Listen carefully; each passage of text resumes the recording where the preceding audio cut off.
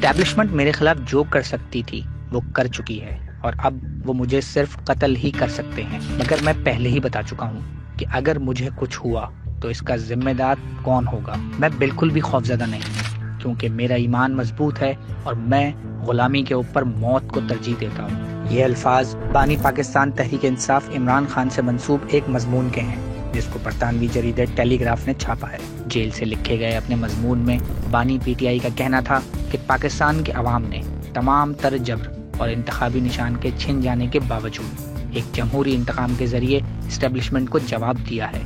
جو کہ نہ صرف قومی مزاحمت کی علامت بنا بلکہ اس نے 9 مئی کے سرکاری بیانیے کو بھی مسترد کر دیا۔ بانی پی ٹی آئی نے کہا کہ پاکستان ایک خطرناک دوراہے پر ہے جہاں اسٹیبلشمنٹ پر ہونے والی تنقید اس سے پہلے تاریخ میں کبھی نہیں دیکھی گئی اور حکومت ایک قابل تضحیک چیز بن چکی ہے۔ عمران خان کا کہنا تھا کہ عدلیہ کے آزادانہ انداز میں کام کرنے کو ایک منظم انداز میں تباہ کیا جا رہا ہے۔ ججز کو نہ صرف بلیک میل بلکہ ان کے خاندانوں کو ہراساں بھی کیا جا رہا ہے، مگر اس سب کے باوجود چیف جسٹس آف پاکستان اور اسلام آباد ہائی کورٹ کے چیف جسٹس اس پر غیر جانبدارانہ انداز میں انصاف کے تقاضے پورے نہیں کر سکے۔ انہوں نے اسلام آباد ہائی کورٹ کے 6 ججز کی جانب سے سپریم جوڈیشل کونسل کو لکھے گئے خط کو پاکستانی تاریخ کا ایک اہم ترین واقعہ قرار دیا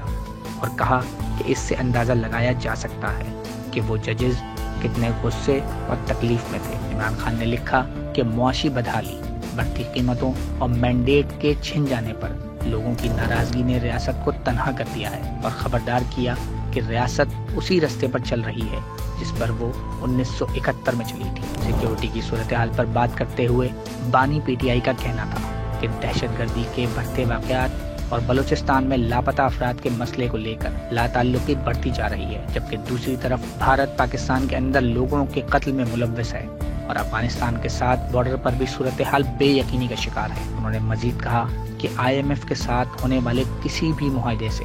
پاکستان میں استحکام نہیں آئے گا جب تک کہ لوگوں کے دیے گئے مینڈیٹ کو بحال نہیں کیا جاتا اور تمام سیاسی قیدیوں بشمول وہ جن کے ملٹری کورٹس میں کیسز چل رہے ہیں کو رہا نہیں کیا جاتا۔ مزید نیوز اپ ڈیٹس اور ڈیجیٹل سٹوریز کے لیے سبسکرائب کریں ڈان نیوز پاکستان۔